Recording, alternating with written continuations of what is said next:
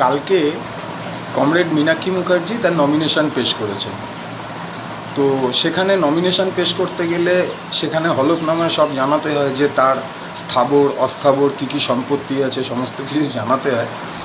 তো আমি হাসছি এই কারণেই, তার কারণটা হচ্ছে যে যেখানে অন্যান্য দলের মানে যারা প্রার্থী আছে তৃণমূল বা বিজেপি, তাদের হলফনামা লিখতে গিয়ে এক্সট্রা পেজ দিতে হচ্ছে।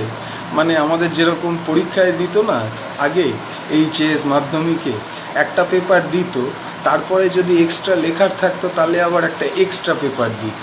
তো বিজেপি এবং তৃণমূল নেতাদের ক্ষেত্রে হলফনামা দেওয়ার সময় এরকম এক্সট্রা পেপার দিতে হচ্ছে। আর আমাদের যারা প্রার্থী, এই মীনাক্ষীদের মতো যারা প্রার্থী, মীনাক্ষীটা জেনেছি তাই মীনাক্ষীরটাই আপনাদেরকে বলছি।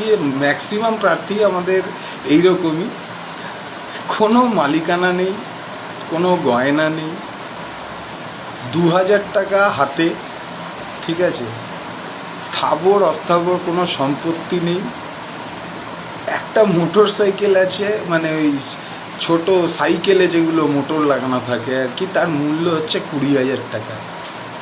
সর্বসাকুল্যে একটা উচ্চশিক্ষিত মেয়ে, যে চাইলে তার শিক্ষাগত যোগ্যতা দিয়ে জীবনটাকে পুরো চালাতে পারত, সে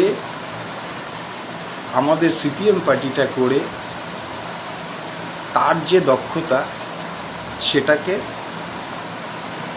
পার্টির ভেতর কাজে লাগাচ্ছে, এবং তাকে কোনো এক্সট্রা পেপার ইলেকশন কমিশনের দিতে হয়নি। একটা যা পেপার দিয়েছে তার অল্পটাতেই হয়ে গেছে, শর্টে হয়ে গেছে, ইলেকশন কমিশনের কাজ মিটে গেছে। সো কী বলবো এরপরে বলুন? একটা লাল সালাম না জানিয়ে পারা যায়? লাল সালাম, লাল সালাম, লাল সালাম।